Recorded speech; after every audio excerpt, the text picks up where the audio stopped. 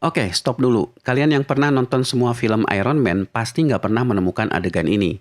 Karena ini merupakan adegan yang dihapus dari Iron Man 2. Sayang dihapus, padahal adegan ini sedikitnya bisa menjawab bagaimana prosesnya Tony Stark menciptakan elemen barunya. Coba perhatikan hologramnya. Kalian tahu ini apa? Ini adalah tabel periodik. Ya, tabel periodik seperti yang kalian pernah pelajari di sekolah. Nanti kita bahas apa hubungannya tabel periodik ini dengan elemen barunya Tony Stark. Dan yang menarik lagi, nanti kita akan bahas juga alat macam apa yang digunakan oleh Tony Stark untuk menciptakan elemen barunya ini. Karena ini ada hubungannya dengan akselerator partikel yang ada di Swiss. Eksperimen sains terbesar di dunia yang pada tahun 2012 berhasil menemukan partikel Tuhan. Karena itu guys, tonton video ini sampai habis karena ini bakal menarik dan mungkin kalian akan semakin menyukai pelajaran fisika dan kimia. Sir, this implies a theoretical element not currently found on the periodic table. Oke guys, video ini adalah part kedua dari bahasan kita tentang teknologi reaktor yang ada di dadanya Tony Stark. Kemarin kita sudah bahas bahwa ini adalah reaktor fusi mini, yaitu teknologi pembangkit listrik masa depan yang juga sekarang sedang dibangun di Prancis. Bagi yang belum nonton, silakan tonton episode sebelumnya. Nah, sekarang kita lanjutkan bahasan kita. Di Iron Man kedua, diceritakan kalau nyawa Tony Stark terancam oleh teknologinya sendiri. Palladium, bahan yang digunakan untuk menyalakan reaktor di dadanya ini ternyata meracuni tubuhnya. Karena itu, dia harus segera menemukan bahan pengganti palladium. Unfortunately, the device that's keeping you alive is also killing you. Nah, Tony Stark kemudian menemukan petunjuk setelah membongkar barang-barang peninggalan ayahnya. Petunjuknya tersimpan dalam maket ini. Dan setelah menganalisanya, ternyata ini adalah struktur atom untuk elemen baru. I'm discovering, correction, I'm rediscovering a new element.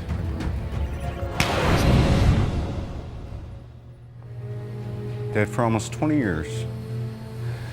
Still taking me to school. Yap, kita harus kembali ke sekolah untuk mengerti apa yang dimaksud Tony Stark dengan elemen baru. Dan ini penting buat kalian yang sedang belajar kimia. Kalian ingat dengan tabel ini? Ini adalah tabel periodik, daftar semua unsur yang ada di dunia.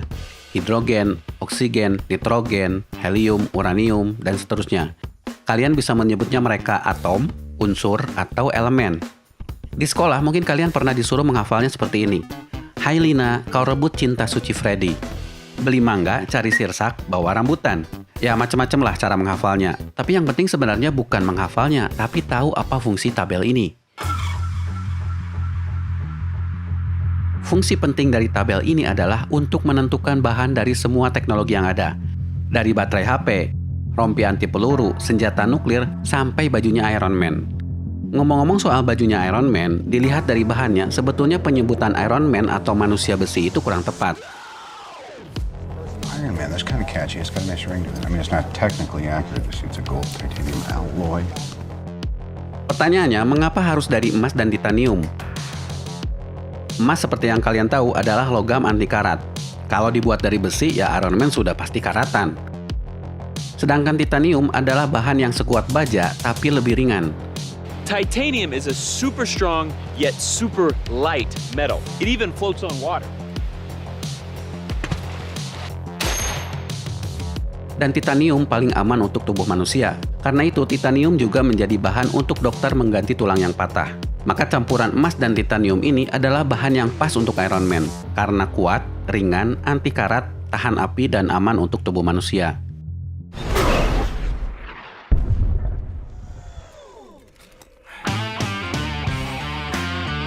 Nah itulah pentingnya Tony Stark membaca tabel periodik ini, karena tabel ini menyimpan semua informasi tentang elemen, dari jenisnya, karakternya, kekuatannya, bahayanya, sampai langka atau tidaknya.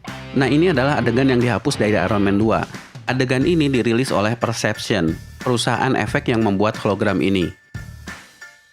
Di situs resminya, di sini dikatakan kalau ini adalah adegan Tony Stark menggabungkan dua elemen dari tabel periodik untuk mencari bahan pengganti palladium. Periodic table? Rendering periodic table, sir. Adegan ini seharusnya melengkapi adegan Tony Stark untuk mencari elemen baru. Di mana di sini Tony Stark tampak mengulik setiap unsur untuk menggantikan palladium. Tapi akhirnya dia sadar melalui petunjuk ayahnya kalau ternyata dia harus menciptakan elemen baru, alias elemen yang belum ada di tabel ini. Apa itu mungkin? Bukan hanya mungkin, tapi para ilmuwan di dunia nyata pun melakukan itu.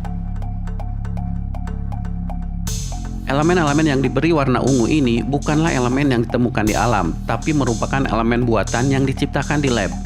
Elemen pertama yang diciptakan adalah teknesium, elemen ke-43. Diciptakan di masa Perang Dunia Kedua, berbarengan dengan diciptakannya bom nuklir pertama yang dijatuhkan di Hiroshima dan Nagasaki. Scientists created the first artificial elements during World War II, and they were actually classified at first, and it was only afterward that they were allowed to announce the discovery of these new elements. Nah, supaya kalian paham bagaimana sebuah elemen diciptakan, coba perhatikan adegan ini. What does that look like to you, Jarvis? Not unlike an atom. In which case the nucleus will be here. Perhatikan bahwa bola dunia yang ditunjuk oleh Tony Stark ini mewakili inti atom. Ingat, pada dasarnya setiap elemen di tabel periodik itu adalah atom. Di dalam atom terdapat inti atom. Dan inti atom itu sendiri terdiri atas dua jenis partikel, yaitu proton dan neutron. Structure the protons and the neutrons using the pavilions. Nah, struktur proton dan neutron inilah yang membedakan elemen yang satu dengan elemen yang lain. Above uranium, nothing exists here naturally. They have more protons in their system than anything that we have naturally occurring. Sir, this implies a theoretical element not currently found on the periodic table. When you're creating a new element, the basic idea is that you have a target of something, and you have a beam of something else, and you shoot the beam at the target. Every so often, one of the beam atoms will knock into one of the target atoms, and the two nuclei will fuse together, and you'll get a heavy element after that fusion occurs. Jadi pada dasarnya menciptakan elemen baru cukup simpel, yaitu dengan menambah jumlah proton. Tapi kalian harus menggunakan alat bernama cyclotron. So we use what's called a particle accelerator, or specifically a cyclotron, which is a large instrument that accelerates ions to a fraction of the speed of light. Ini adalah cyclotron yang ada di sebuah lab di Rusia. Alat inilah yang coba ditiru oleh Tony Stark sehingga harus membobok temboknya.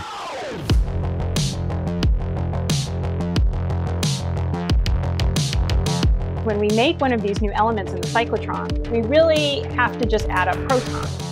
Di dalam alat ini, proton-proton ditembakkan dan diputar-putar sehingga mendekati kecepatan cahaya. Lalu proton tersebut mengenai sebuah target dan mengubah strukturnya sehingga menciptakan elemen baru. The beam comes from the cyclotron, which is right through that wall, and then it travels all the way down this line here until it reaches our target on the other side.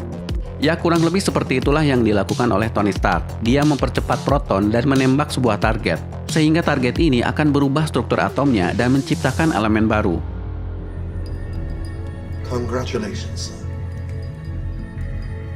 You have created a new element. Tapi di sini perlu dicatat, dalam alat aslinya, proton tidak keluar dari alat ini berbentuk sinar dan menembak target. Baik proton maupun targetnya tetap terisolasi dalam alat ini. Right inside this box, that's where our elements are made. Ya, namanya juga film. Kalau nggak ada sinar-sinarnya, ya nggak akan menarik. Namun sayang, Tony Stark tidak memberitahu apa nama elemennya atau berapa jumlah protonnya. Bahkan adegan tabel periodik ini dihapus. Ya, mungkin karena ini cerita fiksi, nggak mungkin melangkahi eksperimen di dunia nyata. Nah tapi guys, alatnya Tony Stark ini sebetulnya tidak mirip cyclotron, tapi lebih mirip akselerator partikel yang ada di Swiss. Namanya Large Hadron Collider. Ini adalah akselerator partikel terbesar di dunia, yang panjangnya mencapai 27 km di bawah tanah. Alat ini menghabiskan dana miliaran dolar dan membutuhkan waktu 10 tahun untuk membangunnya. Nah, tapi alat ini tidak ditujukan untuk menciptakan elemen baru, tapi digunakan untuk mencari partikel baru, lebih gila dari Tony Stark. Seperti pada tahun 2012, mereka berhasil menemukan apa yang dikenal dengan partikel Tuhan. A scientific discovery this evening. It is making huge headlines across the globe, something truly historic. Researchers tonight say they think they have finally discovered the so-called God particle. God particle has been found. The so-called God particle It's a theory scientists have been chasing for decades. We'd be another step closer to knowing where we came from. We'd be another step closer to understanding the universe itself, which is ultimately quite a mystery to us. Tapi perlu diluruskan, nama partikel Tuhan atau God particle sebetulnya nama yang dilebih-lebihkan. Nama partikel ini aslinya Higgs boson, diambil dari nama orang yang memprediksi keberadaan partikel ini 50 tahun sebelumnya, yaitu Peter Higgs. Well, I would like to add my congratulations to everybody involved in this tremendous achievement. For me, it's really an incredible thing that it's happened in my lifetime. It's taken... Sebutan God particle diambil dari the goddamn particle, alias partikel sialan. Diambil dari seorang penulis yang menceritakan betapa sulitnya partikel ini ditemukan. Karena istilah goddamn particle ini kurang menjual, maka penerbitnya mengubahnya menjadi God particle. Oke guys, kira-kira itulah yang bisa kita pelajari dari elemen barunya Tony Stark. Mudah-mudahan kalian paham. Nah, sebelum berakhir, ada fakta menarik soal Large Hadron Collider. Eksperimen yang dilakukan di sini mempunyai tujuan yang lebih gila, yaitu meniru terjadinya alam semesta atau yang dikenal sebagai Big Bang. Karena itu, alat ini sering disebut Big Bang Machine. Dan ini nanti ada hubungannya dengan Infinity Stones. Semoga kita bisa membahasnya di lain waktu.